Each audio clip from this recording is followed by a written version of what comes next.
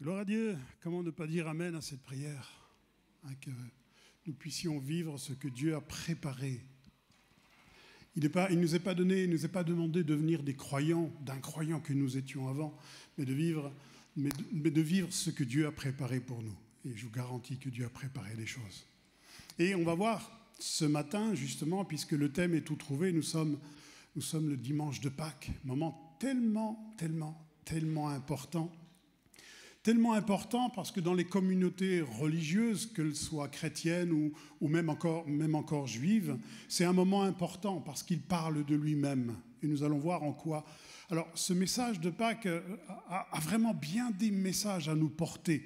Il y aurait des heures et des heures d'enseignement à porter sur ce fait de Pâques. Mais ce matin, vous allez voir, on va en choisir deux qui sont tellement importants et qui répond aux besoins de chaque homme.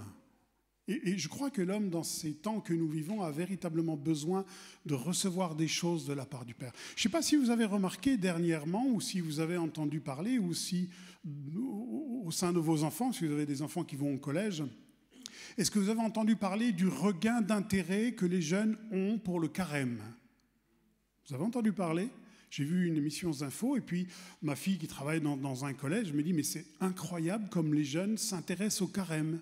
On ne comprend pas pourquoi. » Alors le carême, c'est simplement la semaine qui vient avant Pâques. C'est ce qu'on appelle dans la Bible la fête des pains sans levain. Et beaucoup de jeunes ont un regain d'intérêt pour ces choses-là. Alors ils ne vont peut-être pas jeûner toute la semaine, mais en tout cas ils vont faire des choses parce que ça dénote quelque chose à l'intérieur, un besoin à l'intérieur. Alors, il n'y a encore pas assez de recul sur ce fait pour pouvoir l'analyser. Est-ce que ça correspond à un véritable besoin dans le cœur de la jeunesse? Est-ce que c'est une réaction? Peut-être aussi, peut-être par contre, une réaction aux musulmans qui font leur jeûne traditionnel. Est-ce que c'est une réaction? On ne sait pas. On n'a encore pas suffisamment de recul pour analyser cela. Mais je crois que dans ces derniers temps, et la Bible nous le dit, il y aura ce besoin pour l'homme de revenir aux fondamentaux. Et on en a véritablement besoin. Et ce matin, je vous invite à voir deux éléments de ce fondamental qu'est ce jour de Pâques, tellement important, tellement important. Pâques, que l'on a traduit pour nous français, en hébreu dans notre Bible, s'appelle Pessah. Et Pessah, ça veut dire passer au-dessus ou passer par-dessus. Alors, passer par-dessus quoi? On va le voir justement ce matin. Et pour nous remettre en mémoire, ceux qui le connaissent déjà, je suis sûr que vous lirez avec plaisir ce texte. Et pour ceux qui ne le connaissent encore pas, on va voir à quel moment cette fête a été instituée. Pourquoi est-ce que Dieu va demander cela? Parce qu'on va le voir, c'est quelque chose d'assez surprenant. Dieu aurait pu s'y prendre autrement, mais pourquoi ces signes-là? Pourquoi ces choses? Alors, je vous invite à lire avec moi dans le livre de l'Exode, au chapitre 12, et à partir du verset 1. L'Éternel dit à Moïse et à Aaron dans le pays d'Égypte, « Ce mois-ci sera pour vous le premier des mois. Il sera pour vous le premier des mois de l'année. Parlez à toute l'assemblée d'Israël et dites, le 10e jour de ce mois, on prendra un agneau pour chaque famille, un agneau pour chaque maison. Si la maison est trop peu nombreuse pour un agneau, on le prendra avec le plus proche voisin, selon le nombre de personnes. Vous compterez pour cet agneau d'après ce que chacun peut manger. Ce sera un agneau sans défaut, mâle, âgé d'1 an. Vous pourrez prendre un agneau ou un chevreau. Vous le garderez jusqu'au 14e jour de ce mois, et toute l'assemblée d'Israël l'immolera entre les 2 soirs. On prendra de son sang, on le mettra sur les 2 poteaux et sur le linteau de la porte des maisons, et on le mangera. Cette même nuit, on mangera la chair, rôtie au feu, on la mangera avec des pains sans levain, avec des herbes amères. Vous ne le mangerez point à demi-cuit et bouilli dans l'eau, mais il sera rôti au feu avec la tête, les jambes et l'intérieur. Vous n'en laisserez rien jusqu'au matin, et s'il en reste quelque chose le matin, vous le brûlerez au feu. Quand vous le mangerez, vous aurez vos reins sains, vos souliers aux pieds et votre bâton à la main, et vous le mangerez à la hâte. C'est la Pâque de l'Éternel. Cette nuit-là, je passerai dans le pays d'Égypte et je frapperai tous les premiers-nés du pays d'Égypte, depuis les hommes jusqu'aux animaux. Et j'exercerai des jugements contre tous les dieux d'Égypte. Je suis l'Éternel. Le sang vous servira de signe sur les maisons où vous serez. Je verrai le sang et je passerai par-dessus vous. Et il n'y aura point de plaie qui ne vous détruise quand je frapperai le pays d'Égypte. Vous conserverez le souvenir de ce jour et vous le célébrerez par une fête en l'honneur de l'Éternel. Vous le célébrerez comme une loi perpétuelle pour vos descendants. Voilà donc l'origine de cette fête de Pâques que l'on trouve dans le récit que nous venons de faire. Et c'est un jour qui est à commémorer. Pourquoi ? Parce que c'est un jour de délivrance. Si c'était un jour de deuil, ça serait peut-être un moyen de le commémorer aussi, mais Dieu dit c'est un jour de délivrance, ce jour. Et il va être un jour de délivrance pour certains, mais malheureusement pas pour d'autres. Pas pour d'autres. C'est une délivrance. Effectivement, ce peuple hébreu là qui est en esclavage en Égypte va vivre une délivrance, premièrement, je dirais, politique. Pourquoi politique ?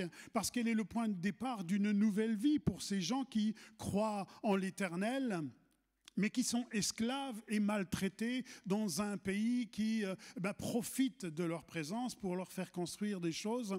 Mais c'est une délivrance politique parce qu'à partir de ce moment-là, à partir du lendemain de ce fait que nous avons lu, eh bien, ils vont devenir un peuple et une nation. Donc c'est déjà un acte politique. C'est aussi un acte religieux parce que c'est aussi le point de départ de tous ceux qui désiraient servir Dieu. Et les Hébreux étaient là avec la connaissance des patriarches qu'ils avaient, Abraham, Jacob, Isaac. Ils voulaient connaître ce Dieu dont ils sont issus. Et puis, ils sont incapables de vivre, de célébrer et de servir ce Dieu parce qu'ils sont retenus en Égypte. Mais après cette nuit-là, ça va être pour eux une délivrance religieuse. Pourquoi ? Après cela, ils vont pouvoir sortir, aller dans le désert et enfin servir ce Dieu dont ils ont tellement entendu parler par leurs patriarches et qui correspond à tellement d'aspirations dans leur cœur. Et c'est un jour de délivrance pour cela, délivrance politique, délivrance religieuse et délivrance intérieure également. Comme je vous disais, il y a beaucoup d'éléments très intéressants dans ces passages. Chacun des points, chacune des choses, chacun des éléments que l'on voit et qui ont été cités mériterait des heures de cours. Beaucoup de choses dans ce passage que nous avons lu, mais ce matin, comme je vous disais, j'aimerais qu'on s'attarde sur deux qui sont aussi importantes que les autres, pas moins importantes que les autres, mais dont on n'a peut-être jamais entendu parler. Et vraiment, je remercie Dieu de m'avoir montré ces choses pour nous montrer toute l'ampleur et toute la volonté que Dieu a pour chacun d'entre nous, pour tout homme. Et c'est tellement, tellement, tellement important. Donc, deux choses qui sont encore d'actualité aujourd'hui. Ce n'est pas seulement le souvenir de quelque chose qui s'est passé il y a des centaines et des centaines et des centaines d'années. C'est un souvenir pour chacun d'entre nous aujourd'hui. Parce que quand on s'est approché, quand chacun d'entre nous nous sommes approchés du Seigneur, c'était une Pâque. C'était une Pâque où toute chose devenait nouvelle, libérée d'une façon politique, libérée d'une façon religieuse. En tout cas, c'est comme cela que je l'ai vécu. Donc c'est un souvenir, c'est le souvenir, le moment, le mémorial d'un souvenir de quelque chose que chacun est capable de vivre. Alors le premier de ces symboles que nous voulons voir et regarder de près ce matin, c'est une porte. Voilà, telle qu'on la voit là à côté. Bon, il n'y a pas le battant qui ferme, il n'y a pas les murs à côté, mais c'est la porte. Vous auriez l'occasion de lire tout ce passage, tout le contexte de ce passage, pour vous apercevoir que, malgré tous les avertissements que Dieu avait adressés à Pharaon pour laisser aller son peuple libre dans le désert et ne pas les retenir encore une fois dans l'esclavage, il avait appelé ce peuple à le servir, mais Pharaon dit non, hors de question, ils ne sortiront pas, on ne va pas se passer de services gratuits quand même. Et la seule leçon que ce Pharaon à laquelle il va fléchir, c'est à la mort. Il va se passer des plaies sur l'Égypte et à chaque fois, Pharaon se rend compte que ce Dieu des Hébreux, là, il est puissant. Mais hors de question, on ne laissera pas partir le peuple. Mais le seul signe qui va faire fléchir les genoux de Pharaon, c'est celui-ci, ce moment de la Pâque, ce moment où tous les premiers-nés de chaque famille en Égypte vont être frappés de la mort. Dieu dit, bien, je vais frapper, je vais rentrer dans les maisons et tous les premiers-nés seront frappés de mort. Vous savez, la mort, c'est souvent le seul élément qui nous met tous d'égalité. Hein. On vit tous des choses différentes dans ce monde, mais s'il y en a une devant laquelle on est égaux, c'est bien devant la mort. Et souvent, Dieu n'a pas d'autre alternative que nous parler par la mort, justement. Et puisque Pharaon ne veut rien entendre, alors la mort va frapper ce pays d'Égypte. Mais Dieu donne quand même un moyen d'échapper à la mort. Et il dit aux Hébreux et à ceux qui voulaient l'entendre, hein, il y a aussi des Égyptiens qui ont accompli ce rite. Il dit à ceux qui veulent être délivrés de la mort, alors voilà ce que vous allez faire. Vous allez prendre un agneau sans défaut, âgé d'1 an, etc. Vous allez le sacrifier, cet agneau, et vous allez le manger à l'intérieur de vos maisons. Mais avant, vous allez prendre du sang, le sang de cet agneau, et vous allez badigeonner la porte de vos maisons. Et tous ceux qui seront à l'intérieur, eh bien la mort ne pourra pas frapper. Vous savez, si cette vie nous réserve des choses que l'on ne veut pas, que l'on ne désire pas, que l'on trouve peut-être injustes, sachez que Dieu a toujours une solution à nous offrir, toujours. Et là, tous ceux qui vont accomplir cela, eh bien, vont être libérés. Vous savez, quand on regarde bien, c'est un concept un petit peu bizarre, hein, c'est surprenant. Seigneur, pourquoi mettre du sang d'un agneau sur une porte ?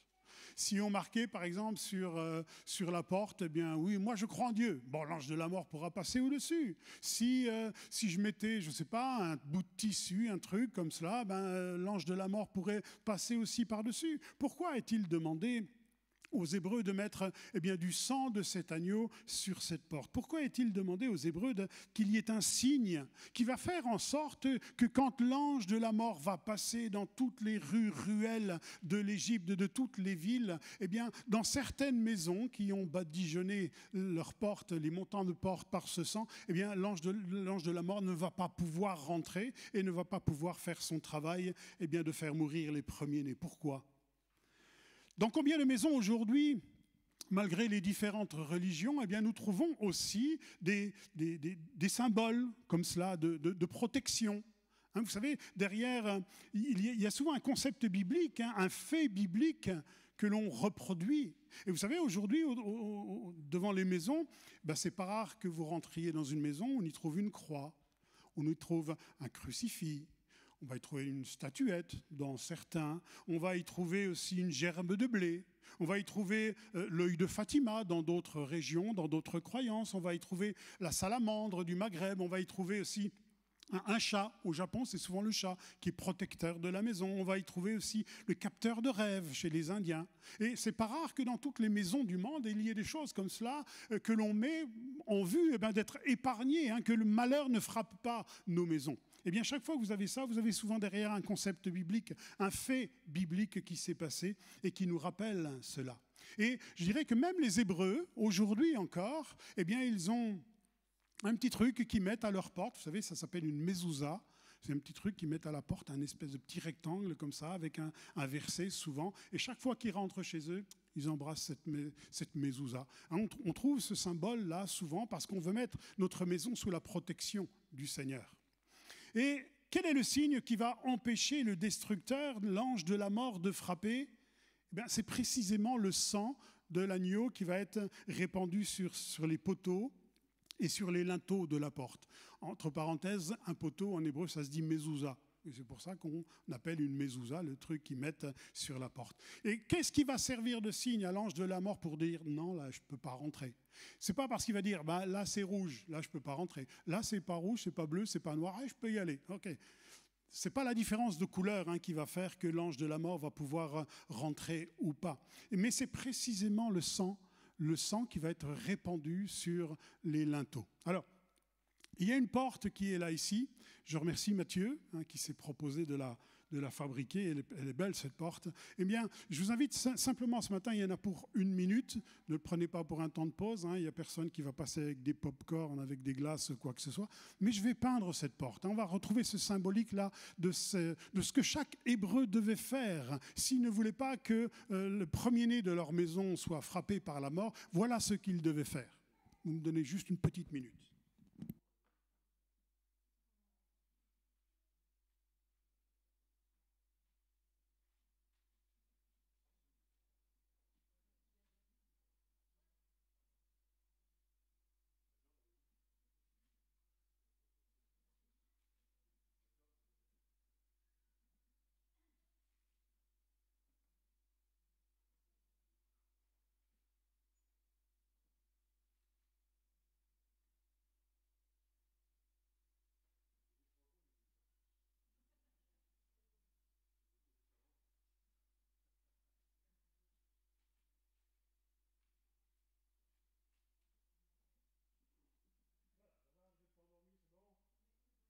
Voilà ce que chaque Hébreu devait faire. Non pas avec de la peinture comme moi je l'ai fait, mais avec le sang de l'agneau qui avait été sacrifié à l'occasion. Si de nos yeux, nous voyons une porte qui a été badigeonnée de peinture rouge, il y a un symbole très fort dans ce signe-là. Il y a le sang de l'agneau, bien sûr, d'un agneau sans défaut, etc., etc. Mais il y a surtout un symbole très fort dont, quand l'ange de la mort va passer près de toutes les maisons, il va voir ceci, qu'est-ce qu'il va faire? Il va passer au-dessus. Il ne va pas pouvoir rentrer dans la maison. Et ce symbole très fort, eh bien, vous savez, ce n'est pas simplement la couleur, mais c'est parce que, nous ne le connaissons pas, mais ce signe-là, c'est exactement la correspondance d'une lettre de l'alphabet hébreu qui est le He. Ça correspond à la lettre He, qui correspond pour nous, dans notre alphabet, à un H, le H aspiré. Et cette lettre, eh bien, elle a une importance très forte dans le monde spirituel. Pourquoi? Parce qu'on dit que c'est par cette lettre que Dieu a créé le monde. Et c'est ce que nous allons voir ensemble. C'est la 5e lettre de l'alphabet hébreu, et c'est une lettre qui porte aussi une valeur, un poids, on va dire, qui est le chiffre 5, une valeur numérique qui est le chiffre 5. C'est, comme je vous disais, l'équivalent du H dans notre alphabet à nous, le H aspiré. Alors, pourquoi ce symbole? Pourquoi, quand l'ange de la mort voyait le He sur les portes, eh bien, il était obligé de passer par-dessus? Le He, vous savez, He, ça veut dire le souffle, et notamment le souffle de Dieu. He, vous savez, pour nous, une lettre, c'est un H, mais en hébreu, une lettre est aussi associée à un fait, à une chose, à un mot. Et He, ça veut dire souffle. Et en l'occurrence, le souffle de Dieu. C'est le He du souffle de Dieu, c'est le He du Ruach Elohim, c'est-à-dire le souffle de Dieu qui se mouvait au-dessus des eaux, vous savez, à la création. Nous avons l'esprit de l'Éternel se mouvait au-dessus des eaux, mais dans le texte originel, c'est le souffle de Dieu qui se mouvait au-dessus des eaux. Et l'ange de la mort qui ne pouvait pas rentrer dans ces maisons, la raison c'était que, eh bien, là il y a le souffle de Dieu. Dans cette maison, ceux qui habitent là, ils ont accepté le souffle de Dieu. Ils ont accepté l'esprit de Dieu. Alors je ne peux pas rentrer, se disait-il. C'est aussi le He que l'on trouve lorsque Dieu a créé le premier homme, Adam. Il va le façonner avec ses mains, avec de la terre. Et puis c'est une forme qui n'a aucune vie, rien du tout. Et pour lui donner la vie, qu'est-ce qu'il va faire? Il va souffler dans ses narines. Il va lui envoyer le He du Elohim. Il va lui envoyer le He de la vie, le souffle de la vie. Et à ce moment-là, Adam n'est plus une masse de terre, il devient un homme, une âme vivante. Dit la parole de Dieu. Et en passant, vous savez, en passant par cette porte qui était badigeonnée de sang d'un agneau, c'est comme recevoir le souffle de Dieu. Chaque Hébreu qui allait rentrer, et même des Égyptiens, il y a aussi des Égyptiens qui ont été sauvés. Chaque personne qui se sont dit, eh bien, je vais faire ce que Dieu dit pour être épargné de la mort. Chaque personne qui rentrait dans une maison où les portes les montants avaient été badigeonnés de sang, se disait, eh bien, je rentre dans la présence de Dieu. Je rentre avec le souffle de Dieu. Je rentre parce qu'à l'intérieur, il y a quelque chose de plus et je vais être préservé de la mort à ce moment-là. Et en passant par là, eh bien, chacun recevait l'Esprit de Dieu. L'Esprit de Dieu dont on a besoin pour avoir une vraie vie. On aspire à l'intérieur. Vous savez, le souffle, c'est ce dont chacun d'entre nous avons besoin. Le souffle, c'est celui que j'aspire à l'intérieur de moi. Eh bien, ce que Dieu veut pour chacune de nos vies, ce n'est pas qu'on devienne des religieux dans la tête. Ça ne sert absolument à rien. Le monde entier est religieux, ça ne change rien pour autant. Par contre, si le souffle de vie vient en l'intérieur de toi, là, ça va commencer à faire des choses. Là, ça va commencer à produire des choses qui vont être complètement différentes. Et ce que Dieu propose à chaque homme encore aujourd'hui, eh bien, c'est ce H aspiré, c'est le souffle de Dieu, d'accepter le souffle de Dieu à l'intérieur qui va faire, eh bien, qu'il va se passer des choses. Et si vous acceptez le souffle de Dieu dans votre vie, dans votre maison, alors on comprend cette parole que Jésus va dire, eh tu seras sauvé toi et ta famille. Et effectivement, chacune des personnes, même les plus jeunes, qui ne comprenaient pas trop ce qui se passait, eh bien, étaient épargnés de l'ange de la mort. Et chacun de ceux qui passeront par là seront épargnés de l'ange de la mort. Voilà l'invitation que Dieu tente à chacun. Vous savez, les sages d'Israël disent que c'est par cette lettre que Dieu a fabriqué le monde. Pourquoi ? Parce que, eh bien, il y a bien des choses qui sont très importantes. On va voir juste quelques-unes, parce que je vous garantis qu'il y aurait des heures à passer, tellement c'est important et tellement c'est riche d'enseignements. Dieu crée le monde par sa parole. Hein, on le sait, Dieu dit que la lumière soit et la lumière fut. Mais avant d'être des mots, c'est des lettres. Hein, on décompose le mot, on en a des lettres. Et c'est par la lettre He que Dieu va fabriquer et créer le monde. Et cette lettre He, ça devient un article quand il est placé juste devant un mot. Par exemple, si je vous dis en hébreu « shalom », on sait tous que ça veut dire « paix ». Si je vous dis « He shalom », donc le « He » devant le mot, ça devient la paix. Donc, ça désigne quelque chose de particulier, ça désigne quelque chose de bien précis. Et c'est pour cela que chaque maison devait être comme cela, peinte du sang de l'agneau. Il n'est pas dit que, on va peindre la porte de la ville, là, puis comme ça tout le monde sera sous la protection. Non, chaque maison devait être sous la protection du sang de l'agneau. C'est une désignation précise. Le H placé devant un mot, sert d'article. Placé à la fin d'un mot, cette lettre, He, elle donne de la féminité au mot. Elle se change de masculin en féminin. Et là aussi, je vous garantis qu'il y aurait des choses extraordinaires à voir au travers de cela. Placée au début d'une phrase, quand vous lisez en hébreu et que vous avez trouvé le « He » au début de la phrase, elle transforme la phrase en question. Nous, dans notre français habituel, quand c'est une question, qu'est-ce qu'on fait ? On met un point d'interrogation. Là, on sait que c'est une question. Mais en hébreu, on met un « He » au début de la phrase. Et elle transforme cette phrase en question. C'est une lettre intelligente. Elle est appelée la lettre intelligente. Pourquoi ? Parce que toute activité intellectuelle commence par une question. Et si le début, c'est de rentrer par cette porte-là, elle nous pose question. Et toute activité intellectuelle dans laquelle nous sommes pourvus, que Dieu a dit que Dieu veut que l'homme soit à son image, c'est-à-dire quelqu'un qui est de la tête, toute activité intellectuelle commence par une question. Le monde, regardez le monde, il veut des réponses. Ah, si Dieu existait, il n'y aurait pas ci, il n'y aurait pas ça. Le monde veut des réponses, mais il se pose des mauvaises questions et non pas les réponses qu'ils attendent. Lisez votre Bible, parce que ça va susciter en vous des questions. Moi, j'aime beaucoup lire la Bible. Et chaque fois que je referme ma Bible, je suis plus embêté que quand je l'ai ouverte. Pourquoi ? Parce qu'elle a suscité plein de questions. Seigneur, moi, je cherchais des réponses dans la Bible, et toi, tu me donnes des questions. Mais lisez votre Bible, parce que le début de l'intellectuel, c'est déjà de se poser des questions. Si je ne me pose pas de questions, est-ce que j'ai besoin de réponses ? Non, absolument pas. Et c'est pour cela que le Seigneur va dire, celui qui cherche, trouve. Celui qui cherche, trouve. Avant de trouver les réponses dont on a besoin sur l'existence et sur la vie, il faut déjà passer par le « He » du souffle de Dieu. Et c'est après que j'aurai les réponses que j'attendais, les choses que je ne comprends pas, les choses que ce monde m'offre, les choses que je vis, que je subis ici-bas, que je ne comprends pas pourquoi ceci, pourquoi cela, passe par là. Et tu vas voir, tu vas avoir les réponses que tu cherches, parce que là sont déjà les bonnes questions. Cherchez et vous trouverez, dira le Seigneur. Et ce monde veut des réponses, mais il le cherche au travers des mauvaises questions. Et forcément, il n'y a pas de réponse. Lisez la parole de Dieu et vous aurez des questions avant la réponse. Parce que Dieu veut vous emmener dans une réflexion. On trouve Dieu par la réflexion.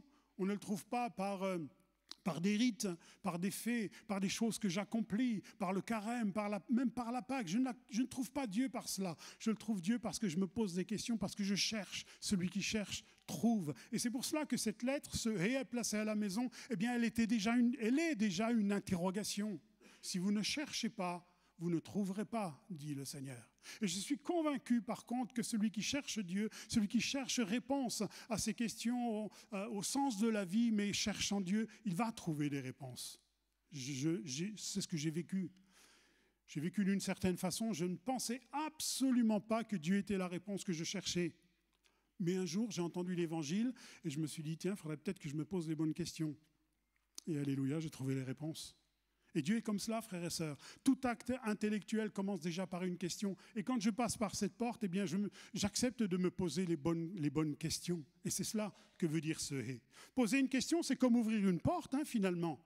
C'est ouvrir une porte pour découvrir des choses. Et il y a tellement de choses à découvrir avec le Seigneur. On s'est dit, je vais devenir...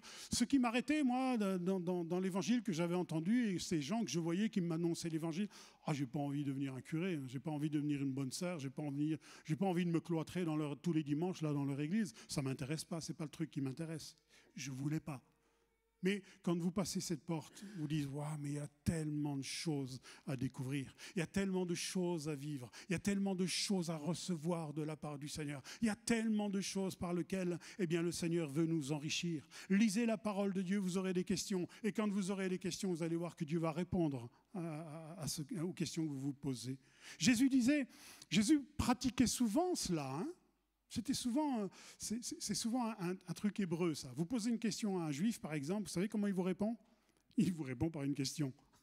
Mais c'est tellement juste.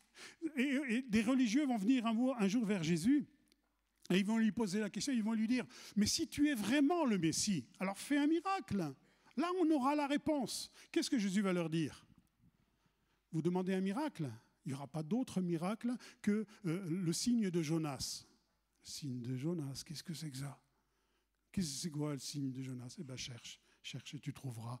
Il répond, la réponse qu'ils attendent, elle est dans la question. Et si tu cherches le signe de Jonas, tu vas trouver ce qu'est Jésus et qui il est véritablement. Celui qui cherche, trouve. Le « et », c'est comme ouvrir une porte. Une question, c'est comme ouvrir une porte. Et ce « et » sur la porte, c'est la question qu'il y a sur nos cœurs. Pourquoi ?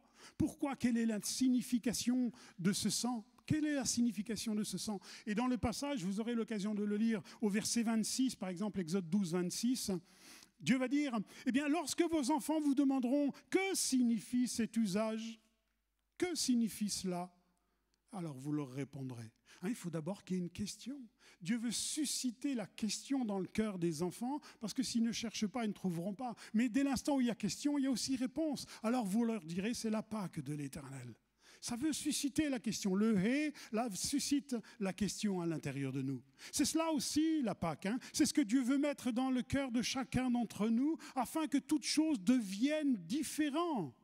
Ça devient différent. C'est cela que Dieu veut mettre sur chacun d'entre nous, chacun des hommes. Déposer son « et », déposer son esprit en nous, sur nous, pour qu'à l'intérieur, je vive des choses différentes. Des choses où je serai épargné, des choses de ce monde, épargné de la mort, lorsque celle-ci frappera pour la dernière fois. À la fin, ceux qui auront le signe de Dieu sur eux, nous dit l'Apocalypse, ne verront pas la seconde mort. Et le signe de Dieu, c'est quoi ? C'est le « et » du souffle de Dieu. Et si je l'ai sur ma vie et sur mon cœur, le Seigneur me dit, la seconde mort ne pourra pas te frapper. Viens, entre dans ma présence. Vous savez, après avoir vécu cette nuit terrifiante, ça devait être quand même terrible de vivre une nuit comme cela. L'ange de la mort passait dans les maisons, passait des fois par-dessus lorsqu'il y avait le « et », lorsqu'il y avait le sang de l'agneau. Et il rentrait dans les maisons et là, il y a des premiers-nés qui mouraient. Et puis, quand ces premiers-nés mouraient, j'imagine très bien les mamans en sanglots, en pleurs, en alarmes, même les papas qui se mettaient à se révolter, etc. Ça devait être quand même une nuit terrible. Et avoir vécu quelque chose comme ça, on n'en ressort pas indifférent. Pas du tout. Surtout lorsqu'on a été épargné du malheur, on se dit « mais quelle grâce Dieu me fait ! Quelle grâce Dieu me fait !» Et ça nous pose la question pour chacun d'entre nous, qu'est-ce qu'on laisse rentrer à l'intérieur de nous ? Qu'est-ce qu'on laisse rentrer ? Est-ce que je laisse rentrer, est-ce que je laisse le travail de l'ange de la mort faire son travail ? Ou est-ce que je lui dis, toi, tu passes au-dessus parce que regarde, dans ma vie, il y a le souffle de Dieu. Ça, c'est le choix de chacun.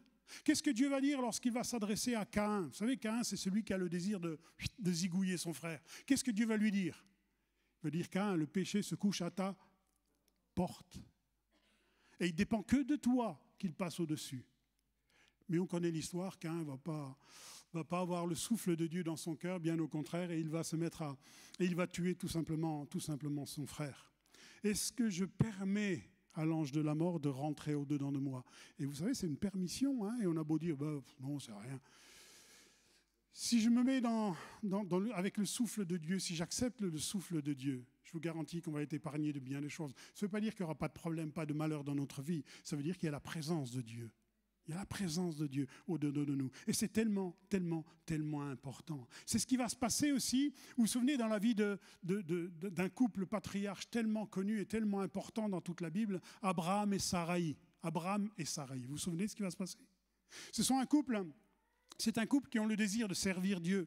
C'est un couple qui ont tout lâché dans leur vie pour aller là où Dieu leur montrait. Et ils servent vraiment Dieu, ils ont vraiment le désir de servir Dieu. Et Dieu leur dit, vous allez avoir un fils et vous allez fonder tout un peuple à partir de ce fils. Mais ça ne marche pas. Ça ne marche pas. Seigneur, ça fait combien de temps qu'on est ensemble? Ça fait combien de temps que j'ai entendu ta parole et ça ne marche pas? Et il va se passer un truc, une obéissance qu'ils vont accepter pour le Seigneur. Et qu'est-ce que Dieu va leur dire à ce moment-là? Alors, tu ne t'appelleras plus Abraham, tu vas t'appeler Abraham. Et toi, femme, tu ne t'appelleras plus Saraï, tu vas t'appeler Sarah. Qu'est-ce que Dieu a rajouté dans leur nom? Un hé, le souffle de Dieu. Et c'est seulement à partir de ce moment-là qu'ils vont pouvoir enfanter. Le hé, c'est la lettre de l'enfantement. C'est la lettre que j'accepte de la part de Dieu pour qu'à l'intérieur de moi, je commence à vivre des choses que je ne soupçonnais même pas. Et tout devient différent lorsque l'on a le souffle de Dieu au-dedans de soi, tout devient différent. Et je peux vous dire ce matin que si vous passez par cette porte, si vous acceptez ce souffle de Dieu dans votre vie, toutes choses vont devenir nouvelles, nous dit la Bible. Toutes choses vont devenir nouvelles. Vous savez, cette lettre « et », c'est aussi la lettre qui va être la composition du nom de Dieu. Vous vous souvenez, en hébreu, comment s'appelle Dieu? Yod, He, Vav, He. Y, H, V, H. Ah, c'est bizarre, on retrouve 2 He dans ce nom. Dieu s'appelle comme cela, He. Pourquoi? Pourquoi 2 He, justement? Pourquoi pas 1? Pourquoi 2? Eh bien, parce que c'est le symbole de la vie. Vous savez, le souffle que j'ai besoin de recevoir, l'air que j'ai besoin d'aspirer à l'intérieur de moi et qui va me donner la vie. Parce que si je ne respire pas, je meurs. Hein. Mais cet air que j'ai accepté à l'intérieur de moi, j'ai besoin aussi de le rejeter. Hein. J'ai besoin de l'aspirer et j'ai besoin de le rejeter. J'ai besoin qu'il y ait un va et un vient. Parce que si j'accepte le souffle de Dieu et puis que je le garde comme ça, qu'est-ce qui va se passer? Raide, encore une fois. Eh bien, les 2 haies, c'est cela. En Dieu, il y a une entrée et en Dieu, il y a une sortie. Mais je vous garantis qu'on en sort différemment. Je vous garantis qu'on sort, comme les Hébreux vont sortir de ce fait terrifiant, ils vont en ressortir complètement différents. Et tellement différents qu'ils vont aller dans le désert et ils vont commencer à servir Dieu. C'est pour eux un moment de délivrance. C'est ce que Dieu veut faire dans ta vie, bien-aimé. C'est ce que Dieu veut faire dans ta vie, te faire rentrer dans quelque chose. Il ne veut pas te faire rentrer dans une vie religieuse, mais même encore dans l'Église. Ce n'est pas le but de Dieu. Il veut te faire rentrer dans quelque chose qui va te donner de vivre à l'intérieur, quelque chose qui va te donner de ressortir et de vivre une chose complètement différente par rapport à avant. Vous savez, moi j'étais drogué, je ne croyais pas en Dieu, je ne voyais même pas à quoi ça pouvait servir. Et puis un jour, j'ai accepté ce message comme étant peut-être, j'en étais même pas sûr, la délivrance dont j'avais besoin. Et puis, le lendemain, lorsque j'ai reçu Dieu dans ma vie, dans mon cœur, l'Esprit de Dieu, il y a quand même des choses qui se passaient à l'intérieur. Mais le lendemain, j'étais toujours sans travail, hein, j'étais un chômeur en puissance, moi j'aimais bien ça.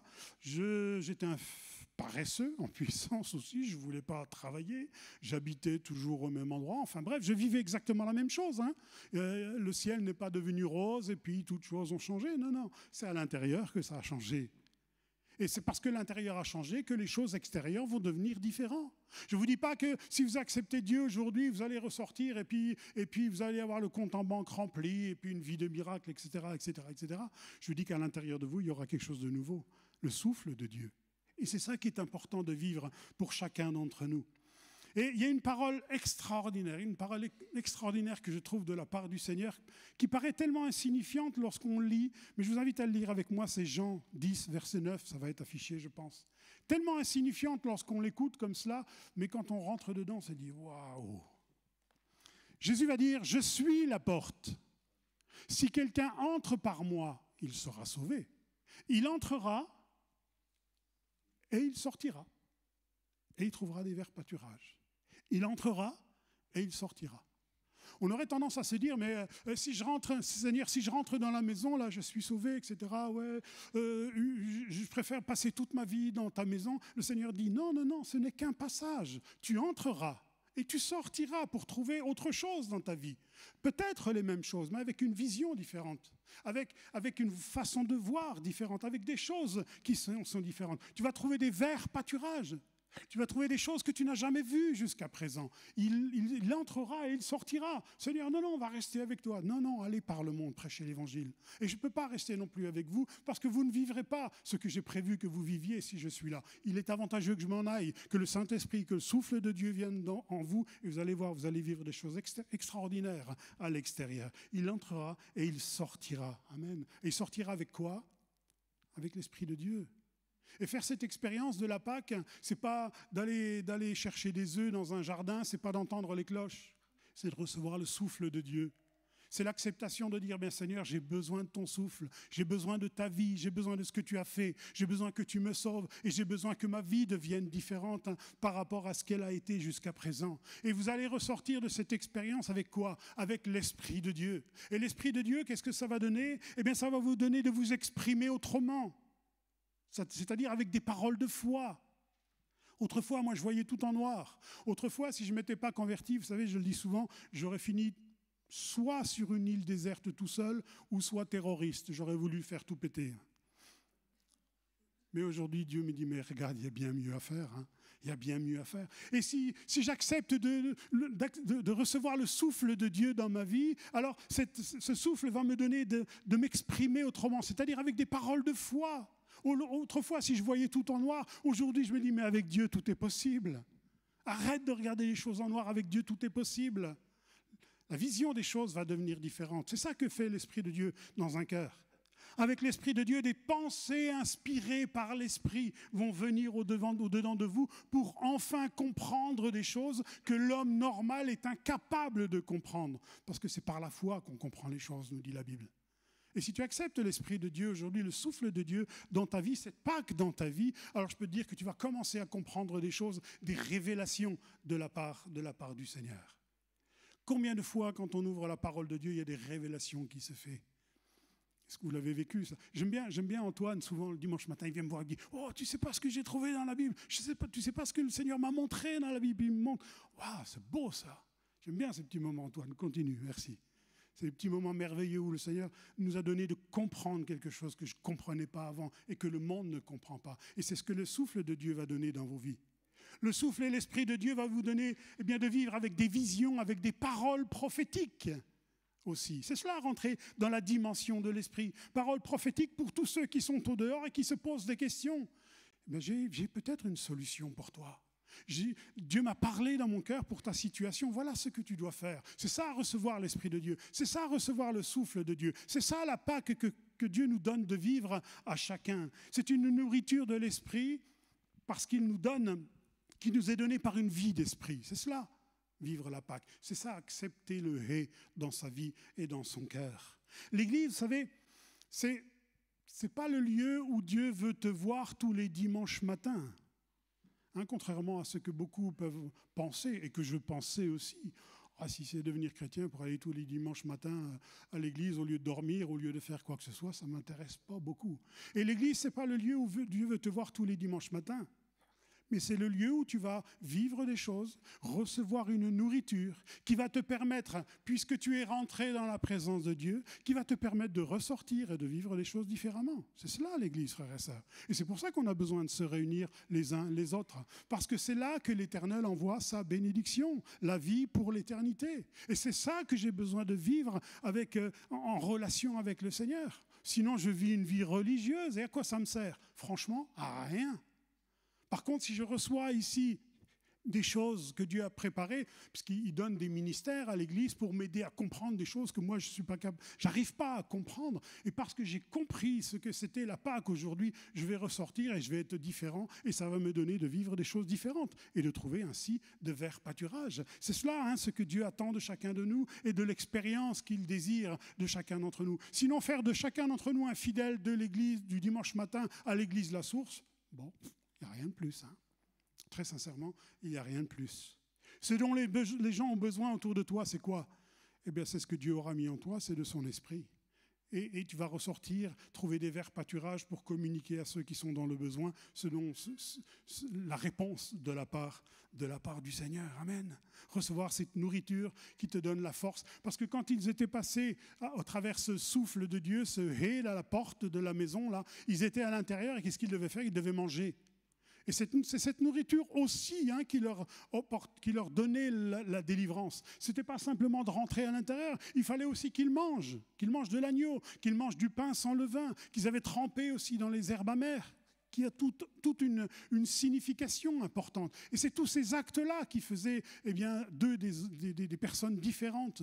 Parce que quand on a vécu quelque chose comme cela, on en ressort forcément différent. Et le lendemain, lorsqu'ils vont ressortir, lorsque le matin va se lever, lorsque la lumière va paraître, ils vont se dire, on a vécu quelque chose d'extraordinaire, de terrifiant, mais aussi extraordinaire. Et aujourd'hui, les choses deviennent différentes. Et c'est à partir de ce moment-là qu'ils vont être libérés de l'esclavage dans lequel ils étaient, qu'ils vont aller dans le désert et qu'ils vont commencer à servir Dieu. C'est à ce moment-là qu'ils vont se dire « Waouh, il s'est passé un truc en nous ». Et c'est ça la Pâque, chers amis. Internautes, si vous regardez ce message, c'est ça aussi la Pâque. Ce n'est pas seulement des cloches, ce n'est pas seulement le rituel que l'on en fait, c'est accepter le souffle de Dieu à l'intérieur de soi pour que quand je vais ressortir, je suis différent. Parce que si je ressors exactement de la même façon dont je suis rentré, à quoi ça sert? Pas à grand-chose. Bien des croyants, même aujourd'hui, et même j'ose le dire, dans l'église La Source, sont des croyants qui se disent moi je suis chrétien, je vais à l'église le dimanche matin, je vais à l'église La Source. Et puis on ressort exactement pareil. Mais ce n'est pas le but de Dieu, ce n'est pas ça que Dieu cherche.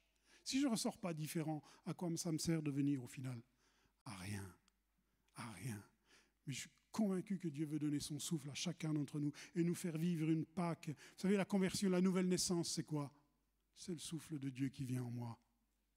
C'est recevoir le souffle de Dieu pour que les choses deviennent différentes à l'intérieur. Je vais commencer à manger des choses différentes d'habitude. Je vais commencer à manger la parole de Dieu. Et les choses extérieures, lorsque je vais sortir, je vais y trouver enfin des verts pâturages et non plus la galère comme je vivais jusqu'à présent. Et c'est ça l'expérience que Dieu nous donne de vivre à chacun. Cette porte badigeonnée de sang représente le hé, le souffle de Dieu que Dieu veut donner à chacun d'entre nous. Et, chers amis, même si vous venez pour la première fois, je vous le garantis, c'est une expérience extraordinaire. Moi, je me souviens, c'était lorsque j'ai accepté Dieu dans ma vie, lorsque j'ai accepté le souffle de Dieu, c'était comme, à ce moment-là, il s'est passé un truc, c'était comme si je m'étais baladé toute ma vie avec un sac à dos assez lourd. Wow, il y en avait un dedans, c'était assez lourd. Et puis le moment précis où j'ai accepté Dieu, c'est comme si le sac à dos, je l'enlevais puis je le pose là. Et maintenant, je suis beaucoup plus léger. C'est comme ça que j'image ce que j'ai vécu. Et bien pour chacun d'entre nous, vous, chers amis, c'est exactement ce que Dieu propose à chacun. Et c'est ça la Pâque. C'est ça la Pâque. C'est accepter le hé de Dieu dans ta vie. C'est accepter le souffle de Dieu dans ta vie. C'est accepter le souffle de Dieu sur la porte de ton cœur. Et si tu passes par là ce matin, je te garantis que toutes choses vont devenir nouvelles. Ça, c'est le premier point. Il en reste un deuxième, assez court, rassurez-vous. Mais avant d'aborder ce point, je vais demander au groupe de louanges s'ils veulent bien venir. Je vais demander aussi aux frères et sœurs qui sont désignés pour préparer le repas, le pain et le vin, qui puissent se préparer, commencer à rompre tout cela et le distribuer aussi aux frères et sœurs de la louange. Et pendant ce temps, on va voir le deuxième point qui est assez court.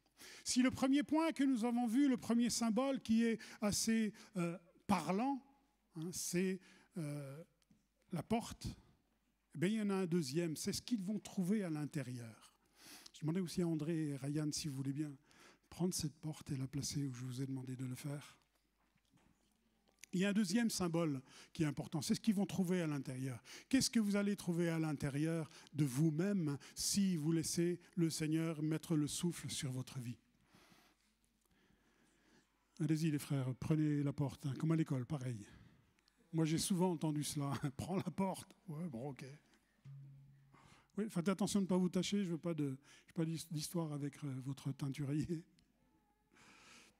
Voilà, deuxième point important, c'est ce qu'ils vont trouver à l'intérieur. Et à l'intérieur, ils vont trouver quoi? Dans la lecture que nous avons faite, ils vont trouver un agneau qui a été sacrifié, qu'ils vont devoir rôtir au feu et manger entièrement. Et ils vont y trouver aussi du pain. Ils vont y trouver aussi du du pain. Nourriture très importante qui est représentée justement par ces deux tables. Là, vous avez du pain et exceptionnellement, j'ai demandé à ce qu'on prenne du pain sans levain, de la matzah, hein, comme il est demandé dans le texte biblique. Et c'est représenté par ces deux tables où chacun d'entre nous allons pouvoir passer et puis prendre cette Pâque qui est tellement, tellement importante. Et c'est tellement important que le Seigneur lui-même va dire, eh bien prenez, mangez, ceci est mon corps et ceci est mon sang. Et faites-le en mémoire de moi. Et c'est ce que l'on fait au travers de ces choses. On fait cela en mémoire de ce que le Seigneur a fait, qui est lui-même l'agneau qui a été immolé. Je suis dans la joie aussi parce que je sais qu'il y a au milieu de nous des frères et des sœurs qui ont pour principe de prendre cette Pâque qu'au moment de Pâques, le repas du Seigneur, la Sainte Seine, qu'au moment de Pâques. Alors je me réjouis qu'on puisse le prendre ensemble ce matin. C'est une idée qui se discute, hein, qui est tout à fait crédible comme l'autre, mais je me réjouis de ce qu'on va le prendre ensemble ce matin. Ce matin, vous savez, même si vous venez pour la première fois, si vous venez pour la première fois, peut-être la deuxième, ou même si encore vous n'êtes pas baptisé, que nous soyons d'un certain âge ou que nous soyons jeunes, je vous invite à passer par cette porte et à prendre le repas du Seigneur. Et si vous passez par cette porte, eh bien que ce ne soit pas simplement un symbole, mais que dans votre cœur, vous disiez à Dieu, eh bien, je t'accepte, j'accepte le souffle de Dieu dans ma vie. Et que chacun d'entre nous, chers amis, puissions vivre ce moment qui est tellement important. Et vous avez compris ce que veut dire Pâques. Il y aurait bien d'autres choses à dire, hein, comme je vous disais. Mais prenons ce matin ce repas, ce pain et ce vin, et j'insiste bien là-dessus, c'est ce qui a été donné depuis le départ, dans un acte de mémoire, mais de mémoire de joie. C'est un moment de joie. C'est un moment de délivrance. C'est le moment où j'accepte le souffle de Dieu dans ma vie et je vais ressortir différemment pour trouver d'autres pâturages, des pâturages qui sont verts. Est-ce que ce n'est pas un moment de joie, ce moment-là ? Vous savez, la Sainte Seine, moi je regrette souvent qu'il nous ait demandé « Oh, examinez-vous vous-même, regardez si vous n'avez pas péché, rentrez en vous-même ». Bien sûr que ces choses sont importantes. Hein. Si je suis pécheur, il faut que je m'examine devant Dieu. Bien sûr que c'est choses importantes. Et on a tendance à venir à défiler, à prendre le repas du Seigneur un petit peu religieusement. Hein. Mais c'est un moment de joie, frères et sœurs. C'est un moment de joie. Je vais prendre le symbole des choses qui ont communiqué la vie à ces Hébreux et qui me donnent la vie. Faites ceci en mémoire de moi. Et ce que je vous propose, frères et sœurs, ce matin, eh bien, c'est de prendre ce pain et ce vin dans un moment de joie.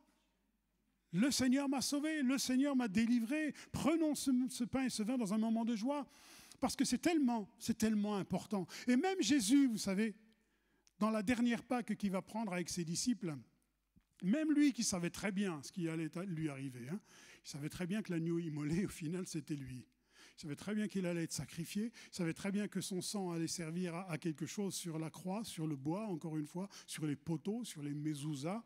Il savait très bien ce qui allait se passer. Eh bien, vous savez, quand ils ont mangé cette dernière Sainte Seine, à ce moment-là, vous savez ce qui s'est passé ? Lisons ensemble Matthieu 26, verset 26.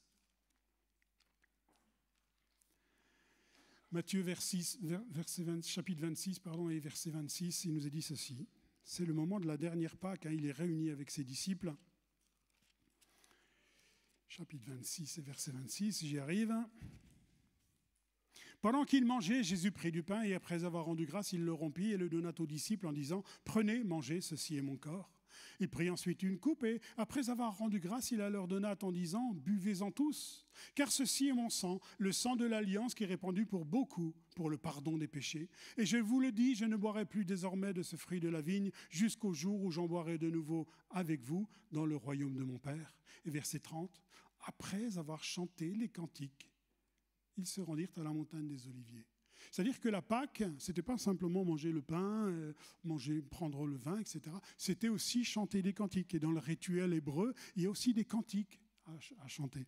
Frères et sœurs, si vous voulez bien servir le groupe de louanges, ça sera fait comme ça. Le groupe descend. Voilà la nouvelle consigne. C'est ce qui se passera à chaque fois, cette fois, si le groupe de louanges voulait bien descendre, prendre le pain et le vin. Donc nous disions que ce rituel de prendre du pain et du vin que Jésus institue et fait comprendre aux disciples, et c'est après qu'ils vont se poser des questions, parce qu'encore une fois, ils se posent la question, mais la réponse, ils l'auront après. Il nous est dit, après avoir chanté les cantiques. Vous savez, si je sais que demain je vais mourir, être crucifié, souffrir sur une croix, j'ai tout sauf envie de chanter, moi. Et je pense que vous aussi. Mais Jésus chante. Et qu'est-ce qu'il chante rituellement? Eh bien, ils vont chanter le psaume 115, 116, 117, 118, 136. Hein, c'est les chants rituels de la Pâque à ce moment-là. Le 115, c'est un psaume qui proclame que la gloire revient à l'Éternel, à lui seul. Je suis l'Éternel qui t'a délivré de la maison de la servitude et de l'esclavage. Je suis l'Éternel. Et toute la gloire revient à Dieu. Ce matin, que nous puissions chanter que toute la gloire du salut que Dieu fait, de la délivrance que Dieu fait dans nos cœurs, eh bien, elle revient à Dieu. Elle ne revient ni à nos mérites, ni à nos qualités. Elle revient à Dieu seul. Le psaume 116... Et c'est un psaume de délivrance, justement, de la part de Dieu, parce qu'il nous fait passer de la mort à la vie. Et c'est là l'expérience de recevoir le souffle de Dieu. Je passe de la mort pour arriver à la vie. Et c'est ça l'expérience de Pâques. Après avoir chanté les cantiques, ils étaient vaillants, ils sont allés sur la montagne des Oliviers. Et puis il y a le psaume 117, je vais vous le lire parce qu'il est tellement court. Psaume 117, versets 1 et 2, il n'y a que 2 versets dans ce psaume. Le 117 va nous dire ceci. Hop, le voilà. Louez l'Éternel, vous toutes les nations. Célébrez-le, vous tous les peuples, car sa bonté pour nous est grande et sa fidélité durera toujours. Louez l'Éternel. Ils se mettent à louer Dieu, alors que Jésus sait très bien qu'il va être crucifié. Ils se mettent à louer Dieu parce que c'est un moment de délivrance et c'est un moment de joie. Alors pour nous, frères et sœurs, ce moment de pain et de vin et de partage, ça doit être aussi un moment de joie. Louez l'Éternel, louez Dieu, c'est un Dieu de délivrance. Et puis il y a le psaume 118, un psaume qui est dédié à quoi? À la fidélité de Dieu encore. Je ne vous laisserai jamais seul, dira le Seigneur. Et si tu laisses le souffle de Dieu rentrer dans ta vie et dans ton cœur, Dieu te fait la même promesse. Je ne te laisserai jamais seul, je serai toujours là. C'est ce que Dieu promet à chacun. Je suis avec vous tous les jours. Et chantez ce psaume, que Dieu est fidèle et il sera fidèle jusqu'à la fin. Et je vous l'ai dit, ils ont chanté aussi le psaume 136. Et c'est le psaume du souvenir, justement. Le psaume du souvenir, parce que à 26 reprises dans ce psaume, si vous avez l'occasion de le lire à la maison, il y a une parole qui revient, une phrase qui revient souvent, « Car ta miséricorde durera toujours. Car ta miséricorde durera toujours. Car ta miséricorde durera toujours. » 26 fois, c'est répété. Et pourquoi 26 ? Parce que c'est exactement la somme des chiffres de Yod, He, Vav, He. Quand on additionne la valeur, le poids numérique de ces lettres, ça fait 26. 26 fois, car ta miséricorde durera toujours. Chers amis, ce matin, je ne vous invite pas à y chercher des œufs, je ne vous invite pas à entendre les cloches, je ne vous invite pas à tout cela, mais à recevoir l'Esprit de Dieu. C'est vraiment ce que Dieu veut faire dans nos vies. Et si je n'ai pas ça, je passe à côté du principal. J'ai beau venir tous les dimanches matins à l'église, qu'est-ce que j'ai de plus quand je ressors? Rien. Par contre, si tu acceptes de passer et d'accepter le souffle de Dieu sur ta vie et sur ton cœur, toute chose devient nouvelle. Et c'est vraiment l'expérience que Dieu nous donne. Le Hé, c'est le souffle de Dieu. Et il nous dit à propos de ce souffle qui est l'Esprit de Dieu vous affranchira. Et ils ont été affranchis. Et quand j'ai personnellement reçu le souffle de Dieu dans ma vie, j'étais affranchi de tout ce que j'étais capable de faire pour vivre autre chose. Eh bien, ce matin, c'est ce que Dieu appelle à chacun, de vivre, de recevoir, de rentrer dans cette dimension où je reçois à l'intérieur quelque chose de nouveau pour sortir et être quelqu'un de nouveau, pas pour être pareil. Vivez ce matin cette expérience que Dieu vous donne. C'est un moment de délivrance, un moment de joie de la part du Seigneur ce matin. Et que chacun d'entre vous, même si vous venez pour la première fois, même jeune, moins jeune, pas baptisé, tant pis, passez par cette porte. Et que ce soit un acte symbolique pour vous. Et dites, mais je veux le souffle de Dieu dans mon cœur. Recevez-le ce matin parce que je suis convaincu que c'est ce que Dieu veut faire dans vos vies. Amen. Merci Père. Merci notre Dieu de cette parole, des réponses qui sont dans ta parole. Merci parce que ces réponses, elles viennent que quand on cherche. Et je te bénis pour cela. De ce que maintenant, dans le cœur de chacun d'entre nous, il y ait ce désir de chercher avec le désir de trouver. Seigneur, merci pour cette grâce. Que ton nom soit pleinement béni pour ce moment qui est en mémoire de chacun. Faites ceci en mémoire de moi. Faites ceci en mémoire de ce que j'ai accompli pour vous. Et vous verrez qu'à partir de ce moment-là, toutes choses vont devenir nouvelles. Que le Seigneur bénisse chacun. Faites peut-être cette première expérience dans votre vie et vous allez voir combien tout va devenir nouveau. Vous allez ressortir, pas forcément de ce lieu, mais ressortir de la présence de Dieu et trouver des verts pâturages, c'est-à-dire des choses nouvelles dans votre vie. Et cela, Dieu le donne à chacun. Il n'y a exception de personne. Dieu bénit chacun de ceux qui cherchent. Amen. Amen.